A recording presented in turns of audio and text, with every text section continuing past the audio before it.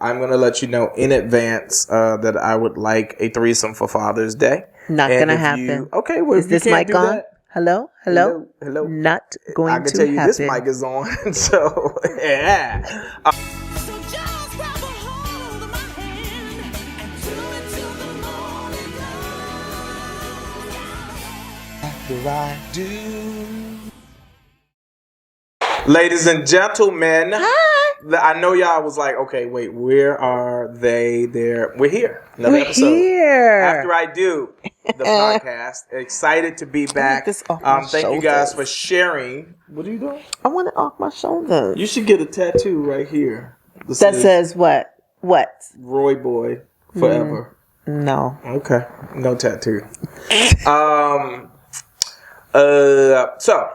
With Father's Day approaching, I'm going to let you know in advance that I would like a threesome for Father's Day. Not going to happen. Okay, well, is this mic on? That, hello? Not going to happen. I can tell you this mic is on. So, yeah. If it's not going to happen, don't waste your time on those socks and no cologne or nothing like that. What I'm doing now is just saying what I want so that there's no confusion. Okay. All right. So, but if I don't get it, no hard feelings. No hard feelings. Another Father's Day where I didn't get the gift that I want. Perfect. Okay, great. No, seriously about Father's Day, not that I wasn't serious about the threesome, but more to the point about Father's Day, as we're approaching Father's Day, it has, because I'm considering this a lot, it has put me in touch with the notion that I'm grateful for one of the best probably the best Father's Day gift I could have, which is my 3 sons. Right. And so, I have to thank you for the gift of the fatherhood experience that I have, because without you and your first husband, that's 2 people, for Joey, you having sex with somebody else. No, I'm just saying, if you didn't have sex with him, then I wouldn't have my number 1 son. And then, fortunately, whatever experience, you brought to the table from that previous marriage, right? I got the value. That's the only way I could look at it. So, hey, you learn to have sex with somebody else, and then by the time you got to me, you kind of thought you knew what you was doing, and then I showed you some other things. Right, I agree. And then, but then no, seriously. 2 more. And then we had 2 more. But more to the point, as I continue to have these conversations with Joey, Royce, and Ross, as I continue to look back on the kind of journey that I've had so far with all 3 of them individually, right? When Joey was by himself, without his siblings, without Royce and Ross in the picture, in the relationship that I developed with him, the time that we spent together. Right. I look back on that. It was very meaningful, especially in relationship to his relationship with his children, right? His 3 children, his 2 sons and his daughter. And then I look at, the journey of my relationship. I have to look at them isolated and individually, because, right, I don't believe you should have this blanket approach to all of your children.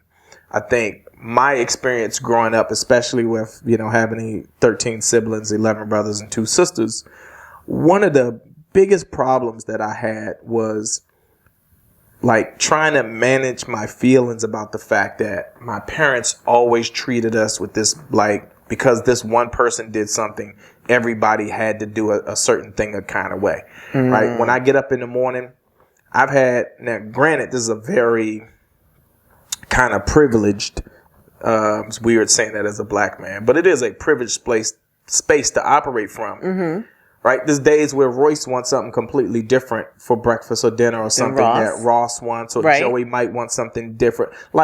And I can afford to go, all right, you want this for breakfast and you want that, I'm going to make these different things, right? There wasn't a snowball's chance in hell, right? Somebody was getting something different in my house growing up. For dinner, it was a pot of beans. Do you know how boring beans get when you're eating that 2 and 3 times a week? Like in this household, we go, all right, let me know what y'all want for dinner. Right? Right. On Tuesday, we can say, oh, I want halibut. This day, I want spaghetti, but I want veggie meat in the spaghetti with that. Right? And we do that. Yeah, I cook 2 different meals a lot. And we do that. But I'm just saying, to be in a space where that is a real consideration, where you can tell within a household, is like, I want to do this thing and consistently 7 days a week, right? Yeah, we might eat some leftovers because we don't believe in food going to waste, but we have enough variety. We have the variety of choice and chance. Yeah. And so I'm grateful for that. And a Father's Day is one of those days where I'm reminded of the value of who I am as a standalone person and the value that I've created for these 3 other people right in my life. Let me tell you something. Father's Day is a great day because you are a great dad. And I think you have I know you've instilled so many values into the boys that Joey, I can see how he treats his children. We're able to see that right now, but it's going to be so interesting to see Royce and Ross with their kids because you have completely showed them without hesitation that you are a superhero. I can tell y'all a couple of stories, but this one, superhero make me tear up a little bit. You are a superhero because when they used to go to camp, and maybe I was selling real estate at the time, I wasn't doing too much of anything. I wasn't breaking bricks and I wasn't away from the house for hours. I was a stay-at-home mom. Kinda, because I did sell real estate, I did some other things. So Mona V at the time too. Yeah, Mona V. I sold vitamins. I sold a lot of things that could keep me home, but the real estate was a big part of me, I think, when they were in camp. So I would drop them off, go show some houses, go to the office or whatever. But sometimes we would wake up and I'd be like, oh, they have camp and I don't have really what I need to make for lunch. You know, maybe we don't have the bread, we don't have whatever. And Royale's like, don't worry about it. I got lunch. Okay, that's one less thing I have to worry about because when I'm on duty, I run the Ralph's, get the half sandwich, get the little fruit cup, get the whatever. Not Royale. His lunchtime would be completely different than mine. It would be 2 full pizzas from Domino's delivered to them, and they would see the pizzas come in, and the kids would be like, is he bringing it for everybody? Nope, it's just for me. Or he would find the lobster truck. You heard me right. Royale would know where the lobster truck would be in Sherman Oaks or wherever, and he would go to the lobster truck and get those young men 2 lobster rolls each with a San Pellegrino. And the kids at camp could not, even the counselors were like, your father just bought y'all lobster rolls for lunch. And they would be like, lobster rolls like $16 a yeah, piece. Like they damn were soda $4 or $5. Anything like they $80, wanted. $90 lunch for these 2 kids in camp. Every day without fail. What else did you used to bring them? There was one other thing that it was either the pizza, the lobster rolls, whatever it was grand. You know what I mean? It made my little lunches look crazy. And he did that day after day. And I would be on him like, why are you spoiling them? Why are you doing this? And his answer is, because they're my sons. You know, there was no rhyme or reason to it. We had plenty of money. He was like, even when we didn't have plenty of money. Yeah, even when we don't. It wasn't about the money. They can't even feel. But what I'm saying is, we can't be buying lobster rolls when we can't pay the mortgage. It didn't matter to Royale whether we could pay the mortgage or not. They were getting lobster rolls on such day because the lobster truck only came once or twice a week. So it was things like that, or he would go get them the grilled cheese truck, like whatever truck that they like, they would get. But it hasn't changed across the board because he does that for Joey as well. He's just that kind of dad. It doesn't matter. He has had a meeting in New York. He would have to fly out tonight.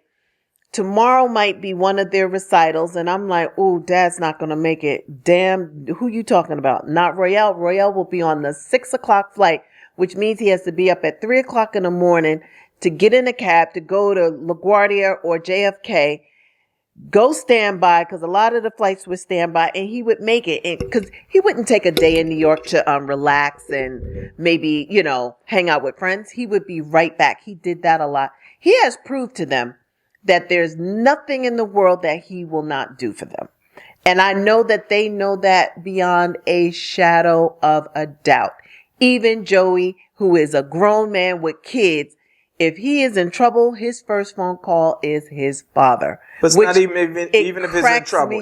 Any experience that he has. Any experience. He had problems at his apartment and they weren't listening. He said, I'll be right back with my dad. And I'm like, this grown ass man is like, I'm calling my dad. And guess what? You don't want Mad Dad to come. Mad Dad, if anything against his boys, he turns into Mad Dad. Now, Mad Dad don't come in cussing, screaming, and acting a fool.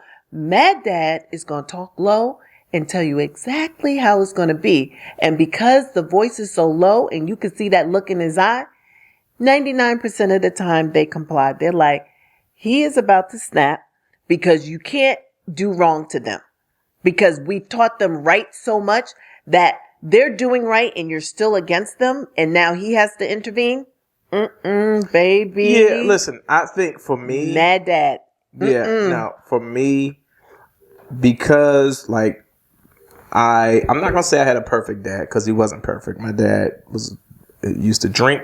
He was an alcoholic in many ways. You think so? Okay. Yes, I know so. He was an alcoholic. Now that I think it's hard. It's hard for people to, to admit the flaws of their parents. Mm-hmm. And, I'm at a space now where I can admit that my dad had a drinking problem. And I think that informs a lot of why I don't drink at all. Because I just don't ever want to not be available to my sons and to you, but to my sons for the point of this conversation. Mm-hmm. And I just remember times where my dad wasn't available because alcohol had rendered him unable to be completely available. And, but the thing that I will say about him was that, his intentions were always to be the best provider that he could be as a man. Yeah. Now the universe, had put him in a place where, because he had so many children and because he only brought in so much money a year, he was always overwhelmed trying to figure out a way to provide for us.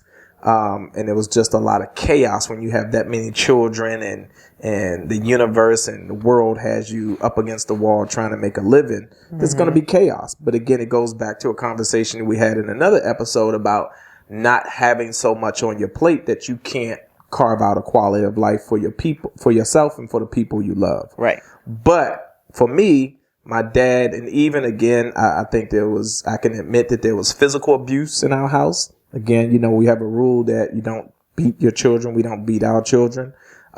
Just because I grew up in a house where there was some physical abuse. And I always feel strongly that I absorbed a lot of that physical abuse. When you have a parent that's frustrated and alcohol is a part of the equation and they don't quite know how to manage, their communication with you in order to get a desired result, then the other communication becomes a belt or some physical interaction that's not healthy for either of you. Right. And so I've never wanted that to be a part of my relationship with Royce and Ross and Joey. And so these negative interactions with my father has informed, I always ask myself, what would I want my father to do in this situation with me? Right. And as a child, one of the big things was that I felt like they didn't listen. I felt like, man, if my father would just listen to me right now and let me have a voice. And so I become a big advocate of kids having a voice. It's like so often, and you and I have gotten into this before, where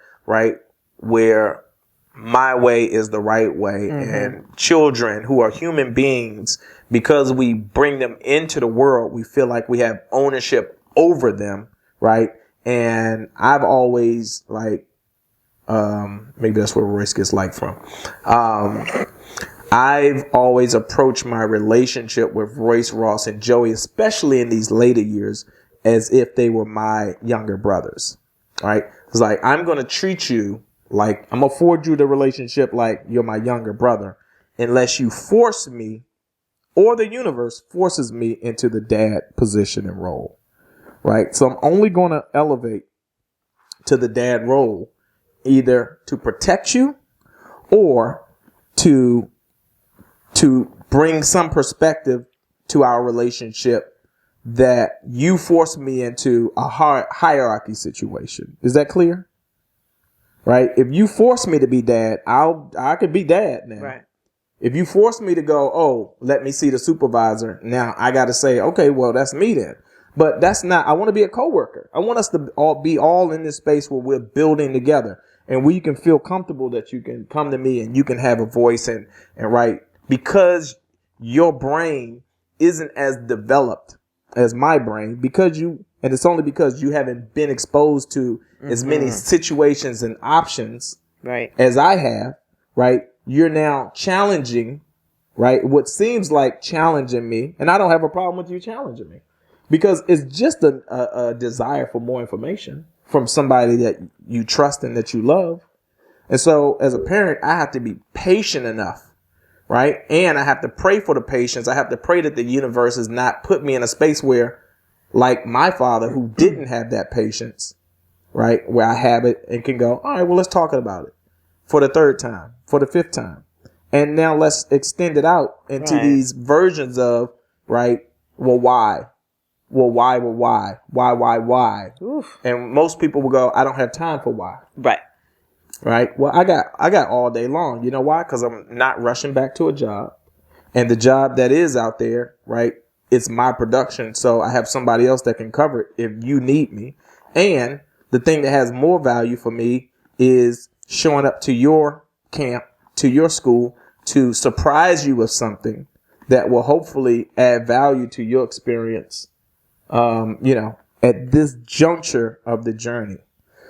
So again, for me, I'm just all about trying to dad. extend. I am dad. It's hashtag I am dad. It's like before I'm anything else, I'm dad. Right. I'm husband, but I'm also dad. Yeah. So You take I that just seriously. I want these young men to parent their children in the healthiest manner possible, because I extended something to them that was a great representation and model. And, God forbid it shouldn't be anytime soon, but when I do finally leave this kind of version of living and transition on, I want them to look back on a relationship and feel comfortable that I gave them all of the tools that they needed to be able to kind of manage themselves without me being here presently. I get it. Yeah, it's a tough job, especially with what's going on now. We just have to have more conversations, making sure that the unsaid isn't something that we think that they already inherently know. Meaning, if you get stopped, what do you do if you meet a Karen? Like, we just have to have these painful conversations. Luckily, they have character. I think that you did a very good job. Well, we did a very good job with building their character. And, we just hope and pray for the best when they're out there. But I know you should be very happy to know and pleased that every so often when the world was open, I get texts from people, when their kids are visiting, like let's say they're doing a school trip, going to DC or going wherever. And I put Royce on notice. Hey, you got 2 Jack and Jill kids coming in. You got a mom coming in. That he steps up to the plate and he behaves, or he doesn't even have to put an act on. It's just who he is. He always says, okay, Mom, I do have class, but this is the time that I can meet with them. And across the board, people have always texted me back like, Oh my God. Y'all did a fantastic job with Royce. He is such a gentleman. He is very courteous, blah, blah, blah.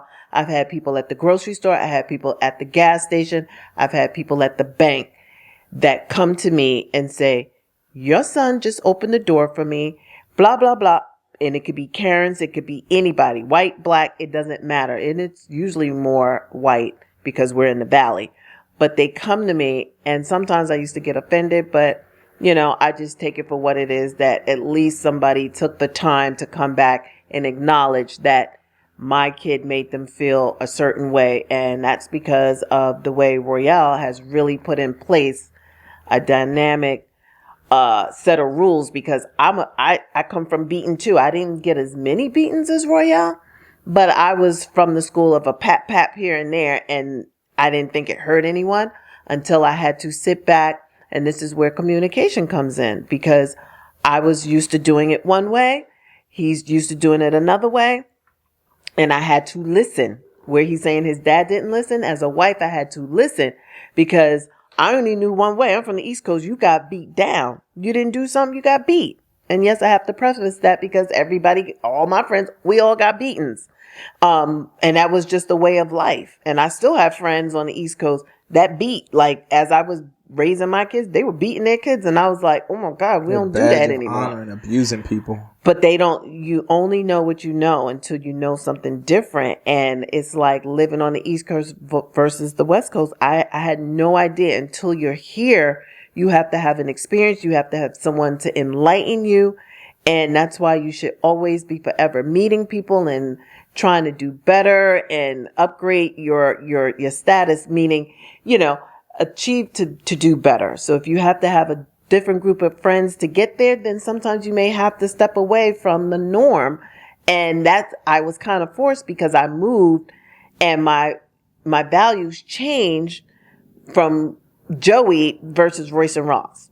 Joey got beaten. Royce and Ross didn't, because I didn't know any better. And I was back home.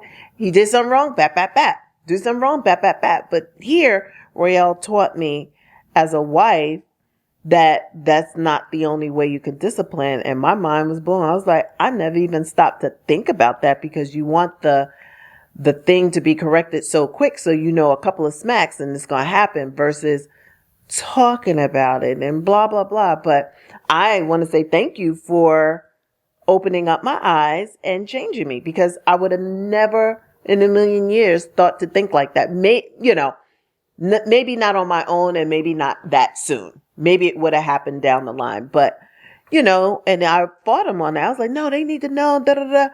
And they do know, and no harm was caused. So thank you for that. Who no harm was caused for who?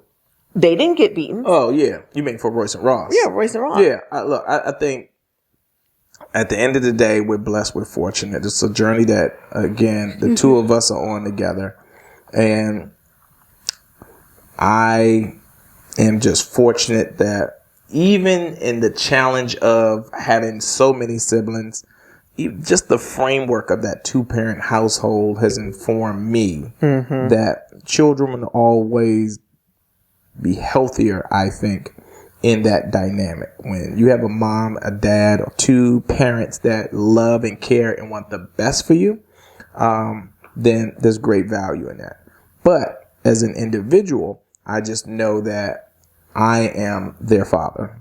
And the best thing that I can do is be the best representation of what fatherhood looks like, right? Because you can communicate to a child all day long, but I think what a child sees will always have more impact than what a child hears you say to them.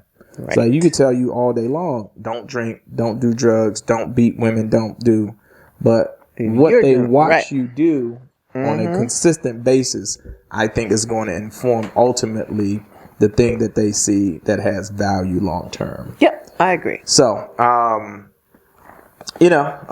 as we approach Father's Day, the thing that I would ask, threesomes are fine. But I think that what has more value is the awareness and the appreciation for any man that's come into your life that's willing to sacrifice a part of who he is, his time, his energy and efforts to make sure that you and your children, whether they're his biologically or not, has the best representation of what fatherhood looks like, and someone who's willing to be a protector and a provider for your children. And that, that comes through effort. That's a conscious decision that gets made, because the flip side of that is some people who call themselves men who could give a damn about you or your children. I agree.